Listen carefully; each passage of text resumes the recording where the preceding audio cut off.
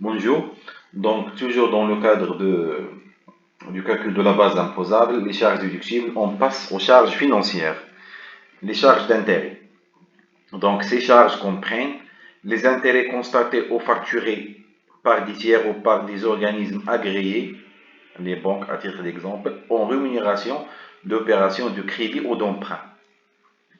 Les intérêts constatés ou facturés relatifs aux sommes avancées par les associés, donc les associés, les avances par les associés à la société. Parfois, ici, dans le premier cas, ce sont les intérêts constatés ou facturés par les banques, d'une façon générale. D'accord. Donc, les charges, un emprunt, donc, et les intérêts, les charges sont déductibles, c'est clair et net. Bien sûr, ici, on parle d'emprunt dans le cadre de l'activité d'exploitation. Ici, ce sont les intérêts qui sont payés aux associés. Autrement dit, ici, les associés, ils jouent plus ou moins le rôle des banques. Mais l'État, le fisc, il fixe les conditions dans ce cas.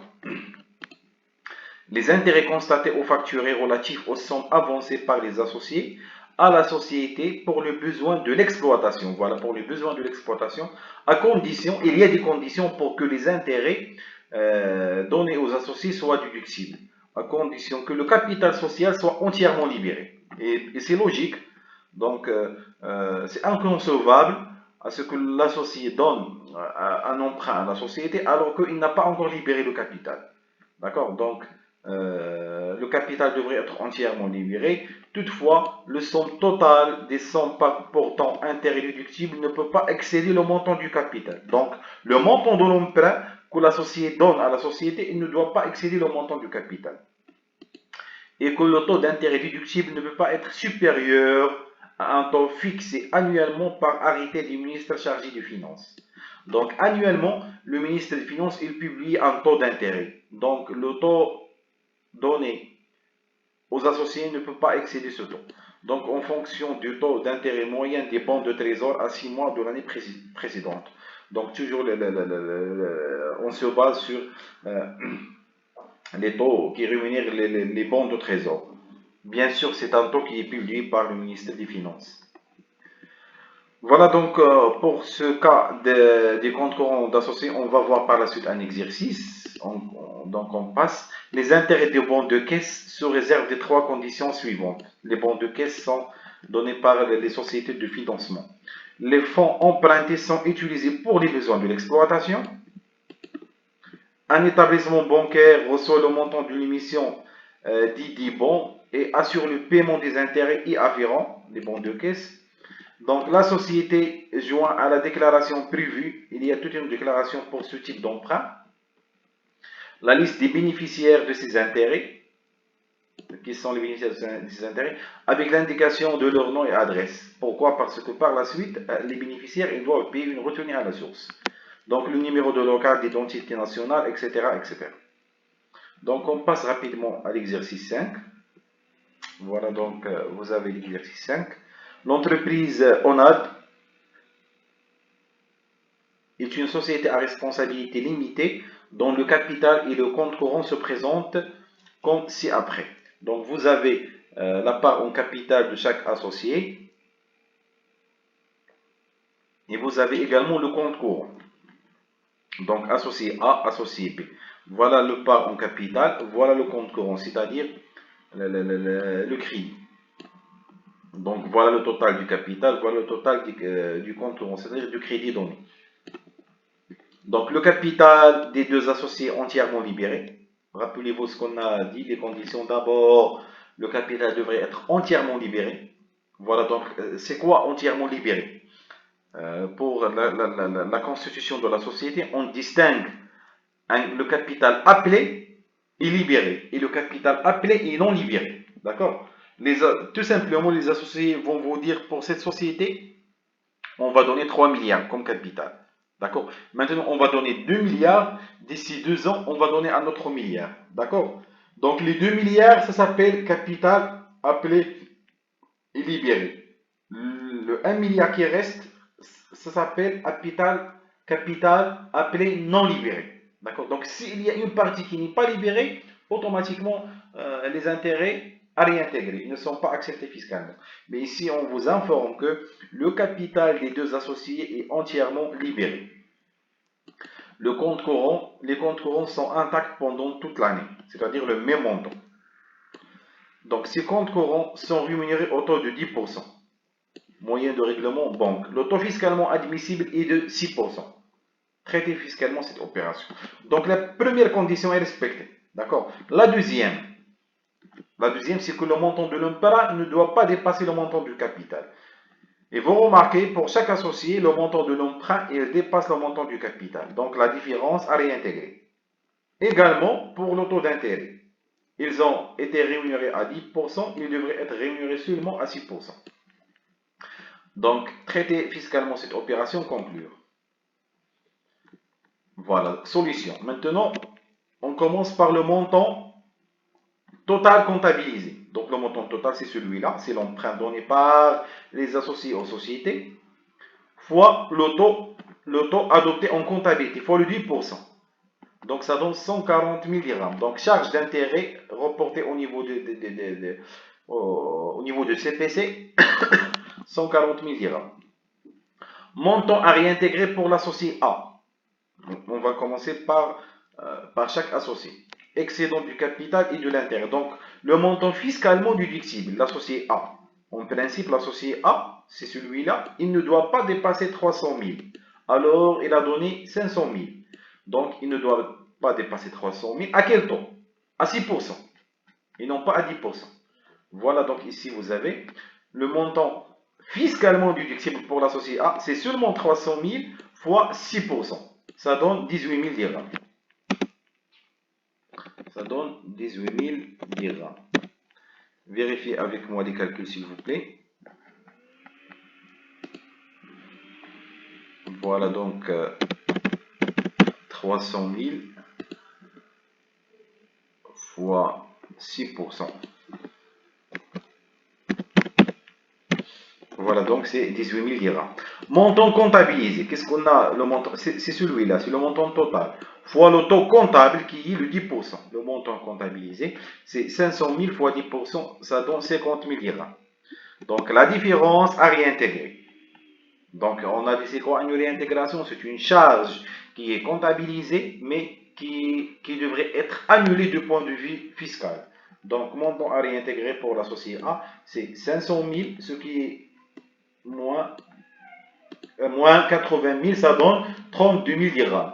Donc, ça c'est le montant à réintégrer pour l'associé A. Donc, je passe maintenant à l'associé B.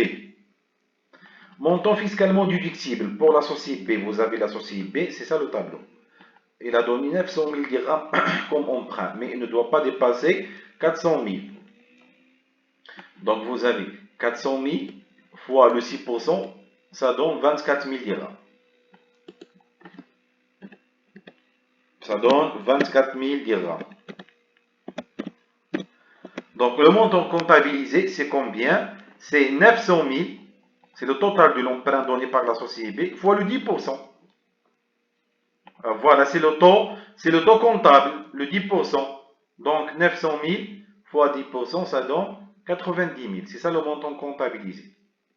Donc le montant à réintégrer, c'est ce qu'on a comptabilisé, moins ce qui est déductible fiscalement. Donc ça donne 66 000 dirhams.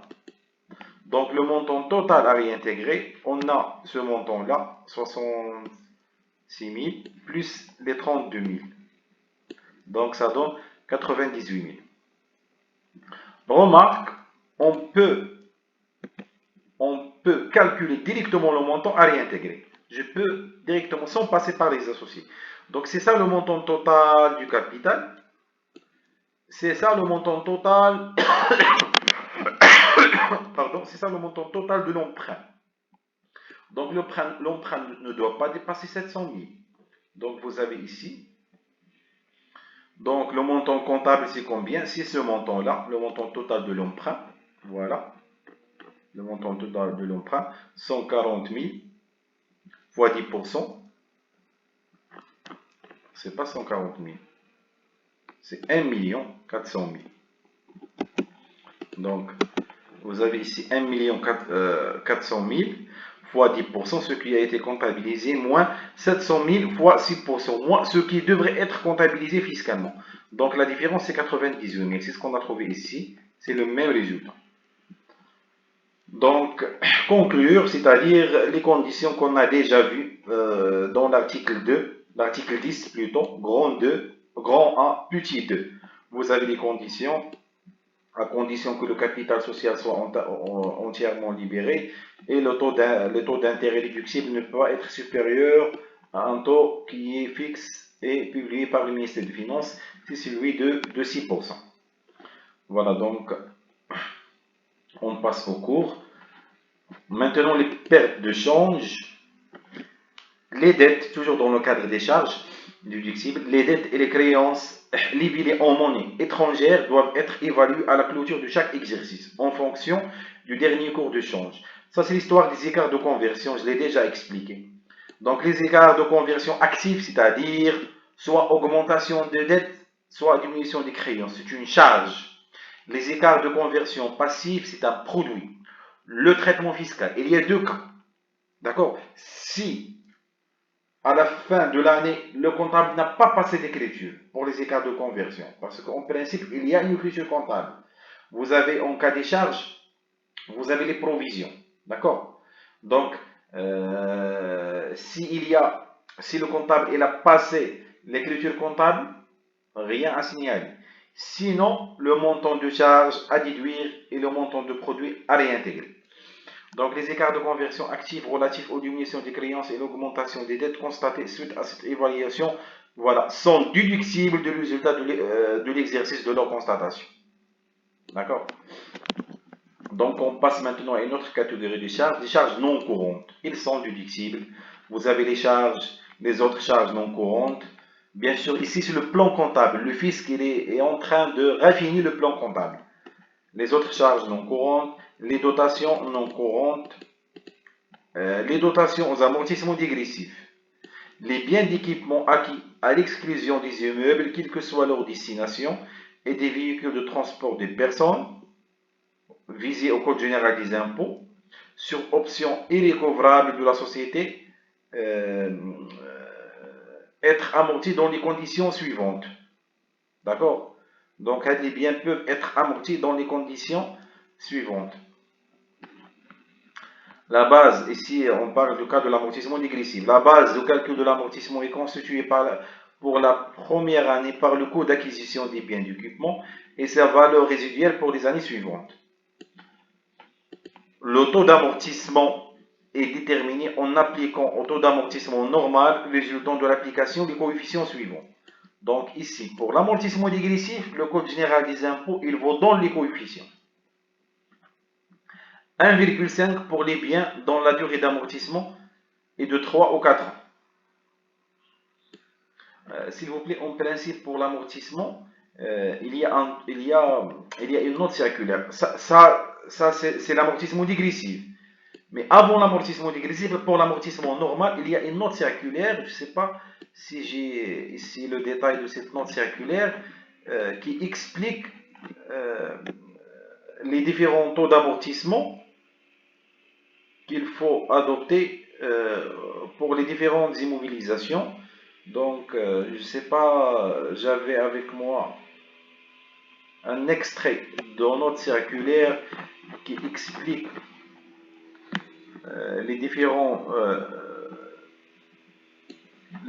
taux d'amortissement.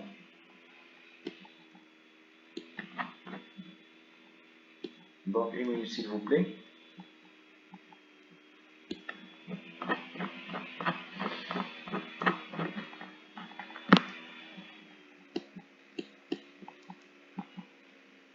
Voilà.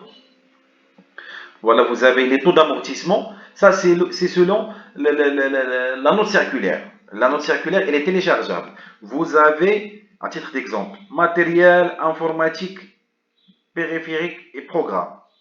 Vous avez les taux, c'est de 20 à 25%. Mobilier et logiciel, 20%. Matériel roulant, tout type de matériel roulant, 20 à 25%. Outillage de faible valeur, 30%. D'accord?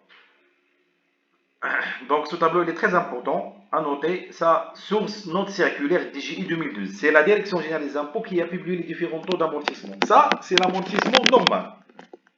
D'accord? Donc voilà le détail. Vous avez un autre tableau de l'amortissement linéaire à l'amortissement dégressif. Comment on calcule l'amortissement dégressif? Donc vous avez ici le détail. Durée d'amortissement de 2 ans. Si le taux de linéaire est de 0,5, le coefficient est de 1, etc. etc. Ça, donc, pour plus de détails, vous pouvez consulter la note circulaire de DGI. Donc on revient maintenant au cours. Donc on revient à l'amortissement dégressif. Les conditions. Les conditions de l'amortissement dégressif. On a dit que la base de calcul de l'amortissement est constituée pour la première année par le coût d'acquisition du bien d'équipement. On a déjà expliqué le coût d'acquisition du bien d'équipement et par sa valeur résiduelle pour les années suivantes, la valeur qui reste après amortissement. Le taux d'amortissement est déterminé en appliquant au taux d'amortissement normal, ce qu'on a déjà expliqué dans le tableau, résultant de l'application du coefficient suivant. Donc on applique un taux de 1,5 pour les biens dont la durée d'amortissement est de 3 ou de 4 ans. Donc si la durée du bien il est entre 3 et 4 ans, il faut appliquer un taux de 1,5. 2, c'est pour la durée d'amortissement est de 5 ou 6 ans. 3, etc. Donc pourquoi ici le fisc il fixe les coefficients?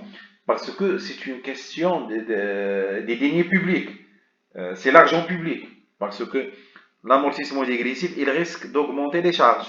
D'accord? Donc il y a ici tout un problème d'optimisation fiscale qui est parfois appelé optimisation fiscale.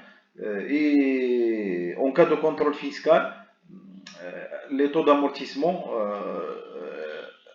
c'est surtout l'amortissement dégressif, il est toujours source de conflit entre la Direction générale des impôts et les entreprises. Donc la société qui opte pour les amortissements précités doit les pratiquer dès la première année d'acquisition des biens concernés. D'accord? Donc comme ça, on a terminé avec les charges déductibles. Dans le prochain vidéo, on va passer aux charges non déductibles telles qu'elles sont expliquées par l'article 11 du Code général des impôts. Merci pour votre attention.